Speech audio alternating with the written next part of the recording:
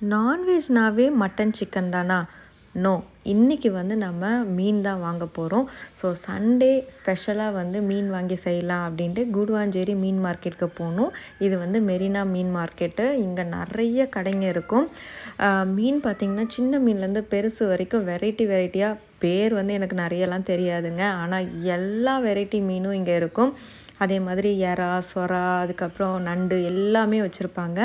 பாப்பா வந்து first time இங்கே வரா. ஸோ லைவாக வந்து பெரிய மீன் சின்ன மீன்லாம் பார்க்கும்போது அவள் ரொம்ப எக்ஸைட் ஆகிட்டா. ஃபிஷ்ஷை க்ளீன் பண்ணுறதுக்கும் பார்த்திங்கன்னா இங்கே நிறைய பேர் இருந்தாங்க. சண்டே அப்படிங்கிறதால குட்டி பசங்களையும் அவங்க கூட்டிகிட்டு வந்திருந்தாங்க. எனக்கு பார்க்குறதுக்கே கொஞ்சம் ஒரு மாதிரி இருந்தது. சரி, அவங்களோட லைஃப் ஸ்டைல் அப்படி தான்.